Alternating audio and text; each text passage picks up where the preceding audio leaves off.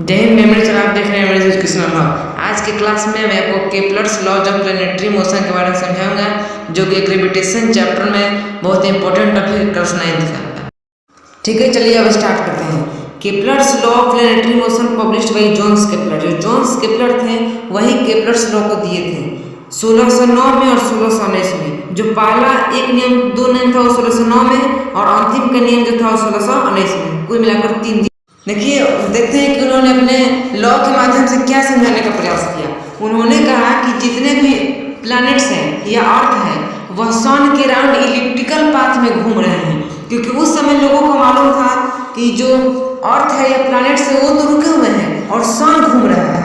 चलिए अब देखते हैं। उन्होंने केपलर फर्स्ट लॉ दिया था, केपलर सेकेंड लॉ और केपलर थर्ड लॉ, 3 लॉ दिया था जिसको हम लोग इस नाम से जानते हैं। चलिए अब हम बारी बारी से समझते हैं। चलिए अब उनके फर्स्ट लॉ को देखते हैं।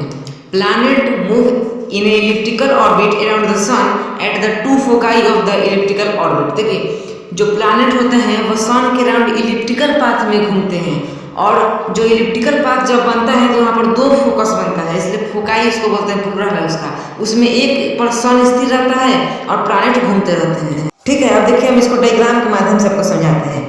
देखिए आप यहाँ पर देख पा रहे होंगे जो फोकस 1 है उसमें हमारा सन स्थिर है, और जो हमारा अर्थ है वो उसके इलिप्टिकल पाथ में घूम रहा है। देख रहे हैं, इलिप्टिकल पाथ है, और जब भी इलिप्टिकल पाथ होता है तो यहाँ पर 2 फोकस हो जाता है, जिसमें से एक जो फोकस 1 है उसी पर हमारा सन स्थिर है। अब देखिए आगे देखते हैं। अब देखिए हम केपलर सेकेंड लॉ को आपको समझाते हैं। देखिए, each planet revolve around the sun in such a way that the line joining the planet to the sun sweep over equal area in equal interval of time. देखिए, जो planet होता है वह सन के राउंड इस प्रकार घूमता है कि जब हम उसके फिक्स इंटरवल ऑफ टाइम में जब हम इस लाइन खींचते हैं तो उसका जो एरिया होता है, जो स्वीप्स होता है, वो इक्वल हो जाता है। तो यह हमको एक और बात बताता है कि जो प्लैनेट्स है वह जैसे ही सन के नज़दीक आता है, जैसे एक फोकस पर है और उसके जब नज़दीक आएगा तो जो प्लैनेट है वो फास्टर में मूव करेगा, और जब उसके दूर चला जाएगा तो फिर वो स्लोली जो है अपना मूव करेगा। तो एक और बात इससे हमको ये मिलता है कि जो प्लैनेट है does not move with a constant speed around the sun. ठीक है, उसका स्पीड जो है बढ़ते बढ़ते जाता है। अब देखिए हम इसको डायग्राम के माध्यम से समझते हैं।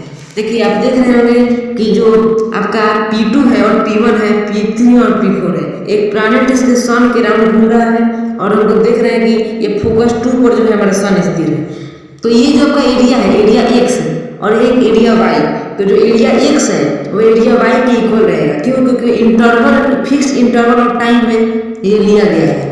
तो जब फिक्स इंटरवल ऑफ टाइम रहेगा तो उसका एरिया भी सेम रहेगा। तो आप यहाँ पर देख रहे होंगे कि जब ये दूर चला जा रहा है तो ये कम डिस्टेंस कवर कर पा रहा है, और जब नज़दीक आ जा रहा है तो ज़्यादा डिस्टेंस कवर कर पा रहा है। तो इससे हमको यह बात साबित हो जाता है कि जो प्लैनेट है वो कांस्टेंट स्पीड से नहीं घूमते हैं सन के राउंड।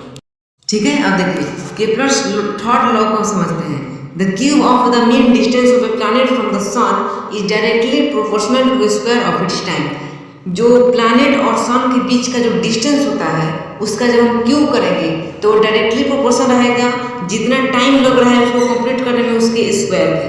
अब हम इसको आपको डायग्राम के माध्यम से समझाते हैं तो आपको और ज़्यादा समझ में आ जाएगा, जो भी बच्चा है उसको समझ में आ जाएगा। चलिए अब आप इस डायग्राम को देखिए।